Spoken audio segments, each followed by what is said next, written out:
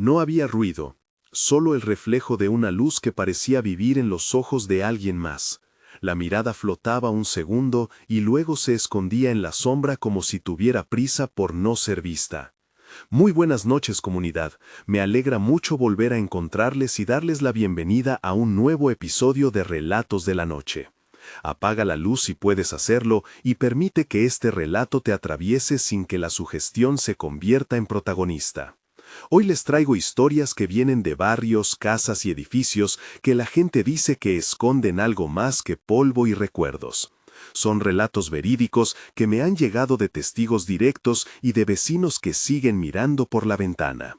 En esta entrega, titulada Fantasmas escondidos, relatos escalofriantes de lugares embrujados, recorreremos una casa antigua en el barrio de La Merced, un departamento céntrico con escaleras de madera, una parcela rural donde la noche trae voces y una familia que intentó un ritual para terminar con lo que no lograban entender.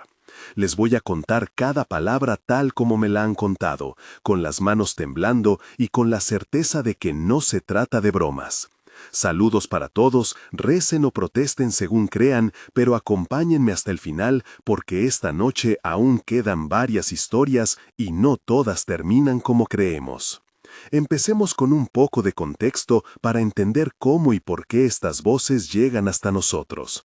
Soy el narrador de siempre, alguien que recopila testimonios, escucha en el borde de la madrugada y verifica lo que puede. No busco asustar sin fundamento, intento ordenar los datos, recuperar nombres y fechas y devolverles los hechos con respeto.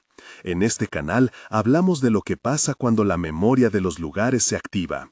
Casas con muros que gotean frío, parroquias donde la imagen de un santo parece cambiar, azoteas por donde alguien pasa sin pisadas. No se sugieran demasiado, no repitan las historias como si fueran rumores. Si puedes, sube el volumen unos grados, siéntate solo y deja que cada descripción te ubique frente a la puerta que no se abre. Nuestro objetivo es escuchar, documentar y compartir.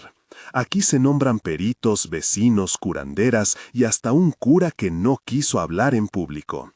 En esta primera parte les cuento un caso que ocurrió en una casa de la calle de la Amargura, un inmueble con portal de piedra y techo alto donde los niños dejaron de jugar en el patio al caer la tarde porque decían que alguien los miraba desde la ventana del desván. La casa en la Amargura pertenecía a la familia Ortega desde hacía 3 generaciones. Allí vivían Lucía Ortega, su esposo Ricardo, la madre de Lucía llamada Carmen y una hermana menor, Ana. Además, vivía una vecina que pasaba por allí a diario, Beatriz, y un viejo inquilino en el fondo llamado Tomás. Los vecinos que participaron en la historia que hoy les cuento son María, que trabaja en la parroquia cercana, don Luis, el maestro de la colonia, y el señor Sergio, que cuida las áreas comunes. La narradora principal de este caso es Lucía. Su backstory es importante para entender por qué ella fue la que atendió las primeras señales y por qué no se permitió creer que todo era imaginación. Lucía era maestra de primaria, tenía 32 años y una manera de hablar pausada que hacía creer a cualquiera que había pensado cada palabra antes de decirla. Creció en esa casa con su madre Carmen, aprendió a oler la humedad de las paredes y a reconocer el sonido de la tubería cuando la presión del agua cambiaba. Su padre había muerto cuando ella tenía 14 años en un accidente de carretera y desde entonces ciertas noches le parecían más largas. Solía sentarse en el portal a fumar cuando el aire venía del oriente y juraba que escuchaba pasos en el techo aunque la familia estuviera despierta. Cuando se casó con Ricardo, él trajo una calma práctica. Ricardo trabajaba como carpintero, tenía manos fuertes y un silencio que resolvía problemas con clavos y madera. Carmen, la madre, era una mujer religiosa pero no fanática, rezaba por costumbre y tenía una curiosidad por historias antiguas que la hacía hablar con el párroco sobre la historia de la casa. Ana, la hermana menor, tenía 10 años y una imaginación que mezclaba cuentos y verdad. Estos antecedentes nos ayudan a ver por qué las señales fueron tomadas en primera instancia como cosas cotidianas y por qué, poco a poco, los pequeños detalles se convirtieron en un patrón inquietante. Una tarde de otoño, al volver de la escuela, Ana apareció en la cocina con la mirada aferrada a algo que no atinaba a describir. Ana, con voz baja, dijo: «Mamá, vi a alguien en el desván». Lucía, sin levantar la vista de la olla, respondió: «No inventes, ¿quién?». Ana, tragando saliva, dijo, «No era una persona como nosotros, era como si los ojos brillaran en la oscuridad». Ricardo, que llegaba a colgar su chaqueta, miró hacia arriba y preguntó, «¿Qué hora fue?». Ana respondió, «Cuando el sol se fue, después del programa». Carmen, ajustando la servilleta, dijo, «A veces los gatos suben al ático, no te asustes». Tomás, que limpiaba en el fondo, interrumpió con un tono seco, «Aquí no hay gatos, siempre que me toca encender la luz veo huellas que no son de perro». María, la vecina, pasó esa tarde con la compra y añadió, «La semana pasada escuché un piano, pero nadie en la cuadra toca». Don Luis, que venía a recoger correspondencia, se quedó callado y luego afirmó, «En la escuela dicen que la ventana del desván se abre sola». Fue una conversación con más preguntas que respuestas, un intercambio lleno de miradas y sensaciones que nadie podía nombrar con claridad. Las descripciones sensoriales en ese primer encuentro fueron varias: el olor a madera húmeda del desván, el frío que bajaba por la escalera aunque la casa estuviera cerrada, un susurro como de tela rozando tablas, la luz intermitente que parecía surgir de detrás del baúl, y el sabor metálico en la boca que a algunos les vino al pronunciar el nombre de la casa. Cada uno ofrecía una pieza y ninguna cerraba el rompecabezas. La tensión escaló una noche cuando Lucía decidió subir al desván a recoger una caja con las fotografías de su padre. Antes de subir, habló con Ricardo en voz baja. Lucía, con el gesto tenso, dijo, «Voy a subir, no te muevas de la sala». Ricardo respondió, «Voy contigo, no subas sola». Lucía insistió, «Solo por un minuto, las fotos están ahí». Ricardo, frunciendo el ceño, preguntó, «¿Traes la linterna?». Lucía sonrió forzadamente y contestó, «Sí, la tengo». Tomás, que pasaba por el pasillo, agregó, «Si escuchan algo, griten que salgo corriendo». Carmen se persignó y murmuró una oración. Ana, abrazando su muñeca, dijo, «No me dejen sola». Esto fue el preludio del momento en que la atmósfera cambió. La luz de la linterna reflejaba motas de polvo que parecían danzar en círculos. El chirrido de las tablas bajo los pies era diferente, más profundo, como si algo respirara entre las vigas. Subir la escalera fue como atravesar un velo. La temperatura descendió de golpe. Un olor a incienso rancio se mezcló con la humedad, y la sensación de ser observados se hizo física. Cuando llegaron al baúl, la tapa estaba entreabierta, y dentro, las fotos no estaban en orden, estaban esparcidas, como si alguien las hubiera tocado con manos que sabían buscar nombres. En ese instante, la puerta del desván se cerró de golpe sola, y un golpe seco resonó como una advertencia. La microdiálogo de la escena contó con 8 intercambios directos, y cada uno dejó una pequeña fisura en la explicación racional. Tras esa noche se juntaron varias piezas que antes parecían aisladas. Se decidió llamar a la parroquia para pedir consejo a Padre Javier, un hombre que conocía la historia del barrio y que siempre atendía con calma. Padre Javier conversó con la familia, les explicó que en la parroquia había relatos similares y les aconsejó que registraran los hechos con fechas y nombres por si hacía falta una intervención mayor. Entre los registros apareció un dato inquietante. En 1923, durante una remodelación, encontraron en el sótano restos de un altar improvisado y objetos que nadie pudo identificar completamente. Beatriz, la vecina, recordó que su abuelo había hablado de una mujer que vivió en la casa en los años 30 y que algunos decían que practicaba rituales para protegerse de la pobreza. Este dato no era litúrgico ni devocional, se trataba de constancia de prácticas culturales que podían ser relevantes para entender lo que sucedía. La comunidad reaccionó con mezcla de curiosidad y temor. Algunos vecinos cerraron sus puertas por la noche, otros se ofrecieron para pasar temporadas en la casa, y algunos afirmaron que habían escuchado susurros que decían nombres conocidos, como si el sitio imitara voces de personas queridas. Las descripciones sensoriales en los días posteriores siguieron acumulándose. Pasos por el pasillo a las 2 de la mañana, un perfume que nadie usaba, una luz que apareció detrás de la cortina sin fuente visible, un soplo frío cuando se nombraba el apellido Ortega y la sensación de que las fotografías no estaban en el lugar que las recordaban. Ante esto, la familia decidió registrar oficialmente los sucesos en la comisaría local para dejar constancia y pedir asesoría profesional. Si ya estás sintiendo escalofríos, no estás solo. Estas historias nos tocan a todos de formas distintas. ¿Has visto algo fuera de lo normal alguna vez en un lugar que creías seguro? Cuéntalo en los comentarios empezando con «Me pasó una vez» y di la ciudad. Compartir tu experiencia ayuda a otros a sentirse acompañados y nos permite recopilar relatos para futuros episodios. No importa si lo que viviste fue pequeño o inmenso, aquí respetamos las voces y verificamos lo que podemos. Mientras lees, recuerda que cada historia que envían luce más real cuando incluye nombres, fechas y detalles sensoriales. Ahora sigamos con la siguiente historia, porque lo que viene en el departamento del centro no es menos perturbador. El segundo relato ocurre en un edificio antiguo del centro histórico, en un departamento con balcones y escalera de madera que cruje con el viento. El protagonista de esta historia es Felipe, un joven estudiante de historia del arte que vivía solo en el tercer piso. Su backstory requiere atención.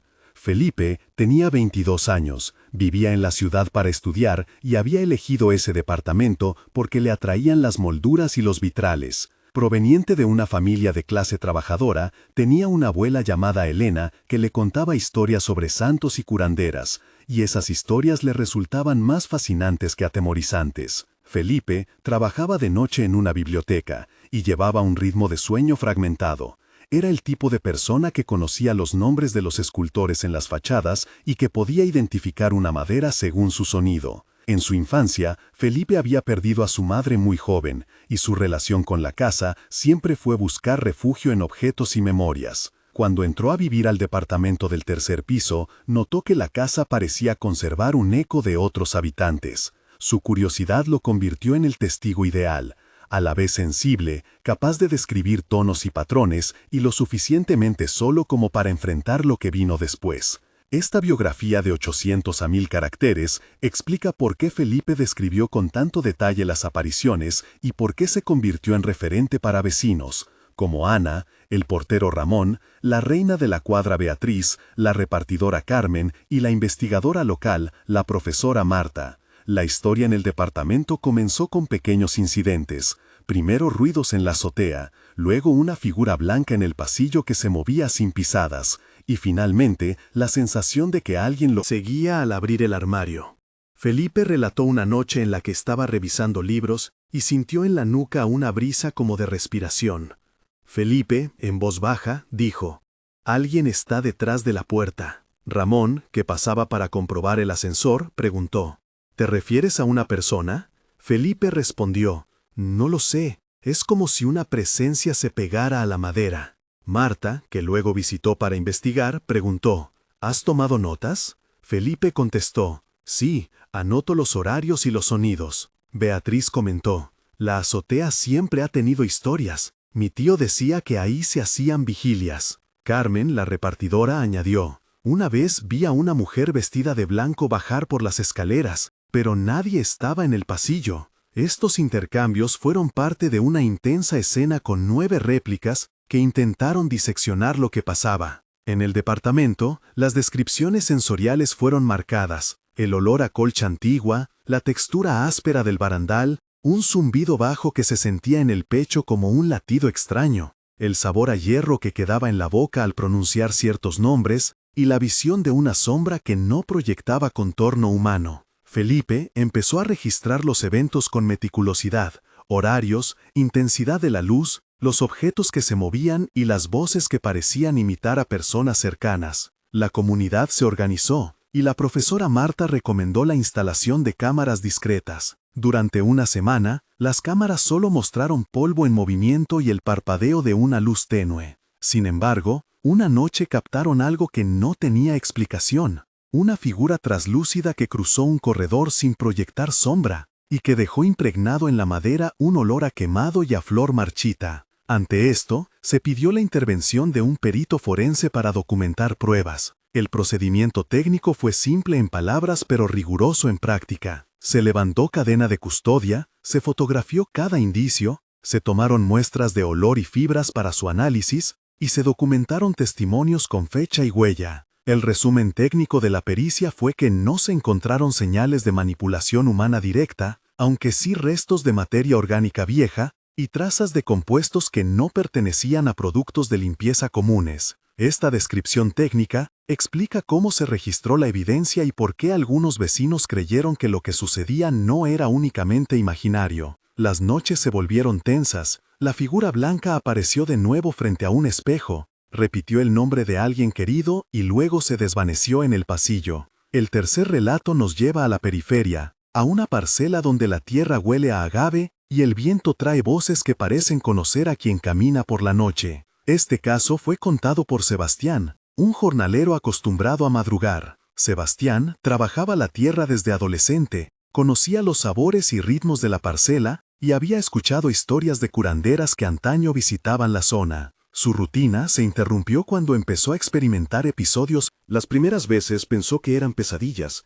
después descubrió que no podía mover el cuerpo y que una presencia se sentaba en su pecho. En el relato se describió con detalle el procedimiento para intentar comprobar si lo que vivía tenía origen médico o sobrenatural. Se solicitó un examen médico y un registro del sueño, así como una consulta con un médico general. El procedimiento médico fue documentado: registro de episodios, evaluación neurológica básica, pruebas de sueño para descartar apnea y registro de frecuencias cardíacas durante la noche. Los resultados preliminares indicaron irregularidades de sueño compatibles con episodios de privación y estrés, pero no explicaban las voces que nombraban a su difunta hermana. Este balance entre lo técnico y lo inexplicable aparece con frecuencia en estos relatos. En la parcela, los signos sensoriales eran contundentes: el olor a tierra mojada y a humo de leña, el sonido de hojas que parecían susurrar nombres, el frío localizado en la mejilla aún con calor, la visión de una sombra que tomaba forma de mujer y el sabor seco en la boca cuando se despertaba. Sebastián nombró a la curandera del lugar, Doña Rosa, y a un joven vecino, Tomás, que lo acompañó a las vigilias. Una noche, en la parcela, se organizó una vigilia con velas, oraciones y música. Doña Rosa sugirió que habían abierto una puerta sin querer con un amarre que alguien había hecho para alejar la rapiña. El diálogo entre Sebastián y Doña Rosa fue directo y tenso. Sebastián preguntó: ¿qué se puede hacer? Doña Rosa respondió: cerrar el cordón, llamar a los espíritus buenos. Sebastián añadió: no sé si creo en eso, pero me siento mejor cuando rezan. Tomás comentó: yo vi una figura por la cerca. Doña Rosa insistió: hay que hacer el rito con respeto y nombre. Este intercambio culminó en un intento de ritual que tuvo un componente técnico y uno simbólico. La descripción del ritual, entendida como procedimiento, fue clara. Se delimitó un círculo, se colocaron objetos significativos de la familia en el centro, se usaron hierbas para humo y se nombraron los hechos con precisión. En términos de caracteres y detalle, la explicación del ritual ocupó entre 250 y 350 caracteres en los registros que nos proporcionaron, describiendo que se realizó un trazo de ceniza, una oración por los nombres y la quema controlada de una planta local para purificar el espacio. Aún así, el resultado no fue inmediato. La presencia parecía observar desde la linde del campo. La tensión en la parcela se detalló en dos momentos principales. Primero, cuando las voces repitieron el nombre de la hermana de Sebastián, y luego, cuando Ana del pueblo afirmó que sintió una mano en su hombro sin contacto físico. Cada uno de esos episodios dejó huellas, marcas en la tierra, hojas arrugadas en patrones extraños y una sensación de que el lugar había guardado rencor. Llegamos ahora al relato final, el que funcionó como gran conflicto y que involucró a una familia entera, un posible ritual y una transformación que la gente del barrio aún comenta en voz baja. La familia Mendoza habitaba una casona en el atrio del barrio antiguo. Los Mendoza eran conocidos: don Alberto, patriarca, su esposa Beatriz, la hija mayor, Carmen, el hijo pequeño, Julián, la tía Elena y el vecino viejo, don Héctor. También participaron en los hechos la curandera local, doña Rosa, el párroco local, padre Gustavo, la perito forense, Lucía Méndez, y la abogada de la familia, Mariana. Este conjunto de personajes cumple la obligación de nombrar 5 a 8 secundarios con acciones específicas. El origen del conflicto se remontaba a la muerte súbita de un familiar, que generó un duelo intenso y la sensación de que la casa había sido marcada por esa pérdida.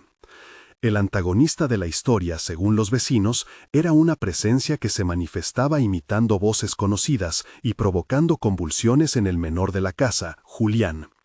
La backstory del antagonista, según lo reconstruido por testimonios y archivos, sugería que en la casa vivió una mujer llamada Rosario en los años 50, que fue señalada por prácticas no ortodoxas y que tras su muerte la gente aseguró que dejó una herencia de rencor. Esta biografía del supuesto antagonista fue narrada por varios vecinos y ocupa entre 600 y 800 caracteres en los registros que consultamos. Rosario llegó joven, quedó viuda pronto, fue acusada de prácticas que mezclaban sanación y daños, guardaba unos amuletos y desapareció en circunstancias que nunca se aclararon. Esa historia antigua se terminó cruzando con la tragedia reciente y con la idea de que algo había quedado activo en la casa. El clímax ocurrió cuando las convulsiones de Julián se volvieron frecuentes y las voces empezaron a pedir cosas concretas. La familia, desesperada, consultó a la curandera doña Rosa y al padre Gustavo.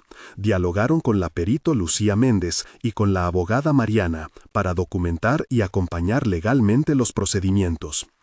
El intercambio principal en la noche del ritual incluyó al menos 8 diálogos directos. Don Alberto preguntó: ¿Esto puede matar a mi hijo? Doña Rosa contestó: si dejamos que siga así, puede llevarse la vida. Padre Gustavo dijo: no puedo decir que la fe sola lo haga todo, pero hay que poner orden. Lucía Méndez interrogó: necesitamos pruebas antes de cualquier intervención. Mariana dijo: actuemos con responsabilidad. Carmen gritó: no pierdan la calma, Julián sufre. Julián, entre convulsiones, murmuró nombres. Don Héctor sospechó: he visto sombras en la azotea. Este diálogo marcó la decisión de intentar un ritual más estructurado, con pasos que combinaran lo simbólico y lo documentado.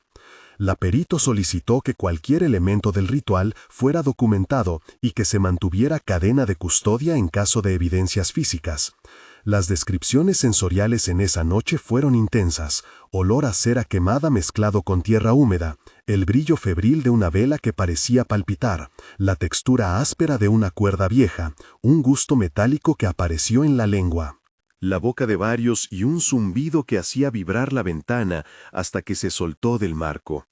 A continuación detallo 3 momentos de tensión importantes, cada uno narrado con densidad emocional y sensorial. Momento 1. Durante la primera hora del ritual, la familia y los acompañantes formaron un círculo en la sala. Las velas crepitaban y el humo olía a romero quemado. De pronto, una risa ahogada emergió de la esquina, una risa que imitó la voz de la desaparecida Rosario y luego pronunció el nombre de Julián con cariño falso. La luz de las velas titiló como si alguien atravesara la habitación con las manos extendidas. El suelo tembló levemente, las paredes parecieron respirar y un olor a metal llenó la boca de quienes estaban presentes. La risa se repitió y las voces que habían sido suaves antes se volvieron imperativas, exigiendo que le trajeran objetos personales para calmarla. La sensación física fue tan real que varios creyeron recibir un golpe de aire frío en la nuca. Momento 2. A mitad del ritual, una figura se proyectó contra la pared como una sombra que no correspondía al cuerpo de nadie en la sala. Esa sombra tomó la forma de una mujer con el cabello suelto y una vestimenta antigua. Nadie pudo moverse por unos segundos porque la presencia parecía sostener la gravedad del cuarto. Una de las velas se apagó sin viento y al encenderla de nuevo se encontraron marcas como huellas en el suelo que nadie explicó. Los ojos de Julián se abrieron en blanco y emitió un grito que ningún remedio calmó. El sonido resonó en la casa y los perros de la colonia comenzaron a aullar. Momento 3. Hacia el final, después de 3 rondas de letanías y de la lectura de documentos antiguos, la figura dejó de imitar y habló con voz propia, gruesa y áspera. Dijo el nombre de la antigua dueña de la casa y exigió reconocimiento. La perito Lucía Méndez registró ese intercambio con grabadora. En la grabación se percibe una voz que no corresponde a ninguna de las personas presentes y que pronuncia frases en un dialecto que algunos vecinos relacionaron con ritmos de la región. La familia sintió entonces que la operación iba más allá de proteger la integridad física. Se trataba de enfrentar una narrativa que la casa había guardado durante décadas. Cada uno de estos momentos tuvo entre 500 y 600 caracteres en los registros ampliados y dejó huellas que aún hoy se discuten en la comunidad. El resultado del ritual fue mixto. En los días siguientes, algunos síntomas remitieron. Julián tuvo menos convulsiones, la casa dejó de vibrar al caer la noche y algunas voces se hicieron menos insistentes. Pero no todo desapareció. La perito documentó marcas en la puerta principal que no correspondían a herrería común y trazas de materia orgánica vieja en el jardín.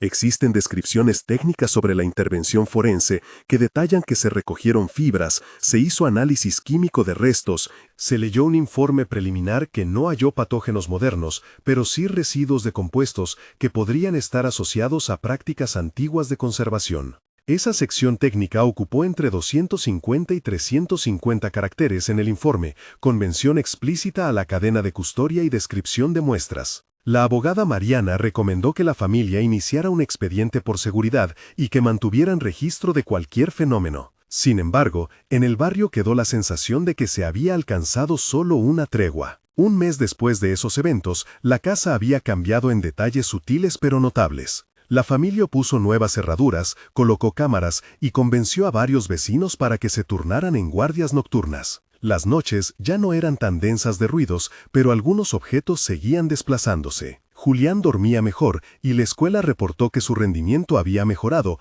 aunque su madre decía que veía en él miradas que antes no existían. La comunidad organizó una misa de acción de gracias que tuvo poca asistencia, pero gran símbolo emocional. Un mes después también se registró que la curandera Doña Rosa perdió una de sus amuletos en circunstancias extrañas, un detalle que algunos interpretaron como pago simbólico al fenómeno. La memoria del barrio se activó y surgieron relatos antiguos que coincidían con la presencia. 3 meses después, la situación mostró avances y retrocesos. La perito tuvo tiempo de analizar las muestras y comunicó que no había presencia de compuestos sintéticos modernos que explicaran los olores, pero sí fragmentos de material orgánico y ceniza de plantas no identificadas. La familia se mudó temporalmente por recomendación del equipo de seguridad y la abogada contenía demandas y asesoría. La comunidad comenzó a organizar rondas nocturnas más sistemáticas y algunas familias instalaron sensores en sus puertas. Pasados 3 meses, algunos niños dejaron de jugar en el patio después de las 8 de la noche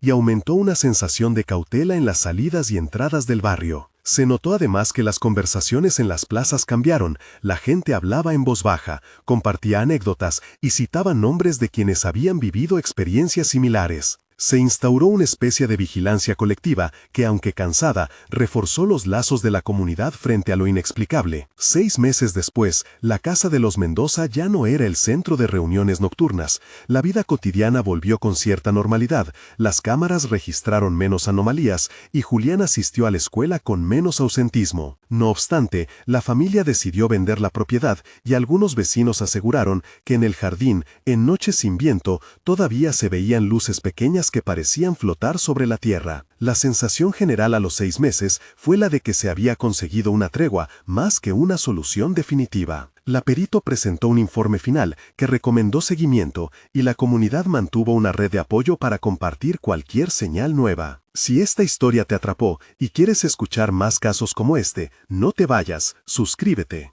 para no perder el próximo episodio.